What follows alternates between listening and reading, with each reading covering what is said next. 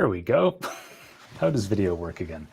My name's Greg McLawsen. I'm the Affidavit of Support lawyer. I've spent the past 10 years representing plaintiffs in federal litigation to enforce the Affidavit of Support. Today, the question came up again. If you file a lawsuit under the Affidavit of Support, are you going to have to go to court? Short answer, probably not, actually. As a lawyer, I love to go to court. I woke up this morning all excited because I was going to get to go to a hearing on the East Coast. I'm based here in Seattle, Washington, but our cases are all over the country. And I was excited because we have a hearing and a case on the East Coast, and it got canceled, got rescheduled. And that was a bummer. I was looking forward to going to court, but I know everybody feels the same way. Most of my clients are not as excited as I am to go to court. I get it. It's fun for me, not so fun for them. But in the vast majority of lawsuits that I do under the Affidavit of Support, my clients never see the inside of a courtroom. Why is that? A lot of folks have more familiarity with family law proceedings, where sometimes it feels like you're in court practically every week. Sometimes if you've got custody issues, you might be in court every week. And federal litigation is really not like that.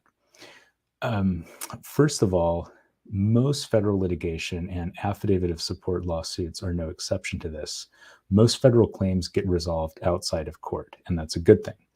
So usually the best thing from the plaintiff's perspective, that's my client, the I-864 green card holder, the best resolution for both my client and for the defendant is if the case gets resolved through settlement and money can be spent on getting my client paid rather than spending money on a team of attorneys going to court, doing what we like to do, which is play in court. So that's how most claims actually end up getting resolved, is either before a case gets filed or relatively early in the litigation process. Roughly half of all I-864 claims get resolved through negotiation between the attorneys. Oftentimes that might involve a magistrate judge. That's a type of federal judge, but in about half of I-864 enforcement cases, you see the claim resolved before anything really substantial happens in court. But even when things get quite serious in court and you get into discovery, which is the exchange of information, you get into preliminary case management issues and initial motion practice. All of that is primarily either done exclusively on the written submissions provided by attorneys. So if there's a motion, if you're asking the judge to grant a particular type of order, that's typically resolved on the basis of written submissions by the attorneys. But even when an appearance is required, it's typically going to be just the attorneys. So this morning, the hearing I had was going to be a Federal Rule 16 case management conference. Well, that was going to be just me and the opposing attorney sitting down with the magistrate judge and figuring out what the case progression schedule was going to be for the I-864 enforcement case.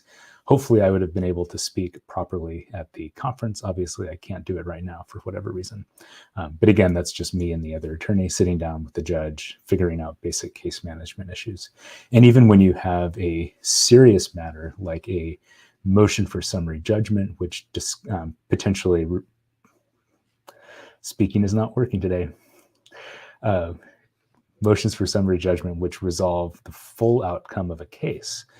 Those are done either exclusively on the written submissions of the attorneys or maybe oral arguments, which again are just the attorneys. But in the whole universe of I-864 litigation for the client to actually be called into court and have to show up for a hearing. For something like mediation before a magistrate judge, which happens a lot in these cases, it's a very productive way to get past sticking points in settlement talks. A lot of times, the client will be expected to appear for those. That's a good thing because everybody wants the case to resolve at those conferences. But typically those are conducted, especially during COVID, via Zoom or occasionally by phone. So this isn't, again, a thing where a client is potentially going to be driving into an inconvenient court location, et cetera. Bottom line, again, I-864 litigation, very unlikely, unlikely statistically speaking, that the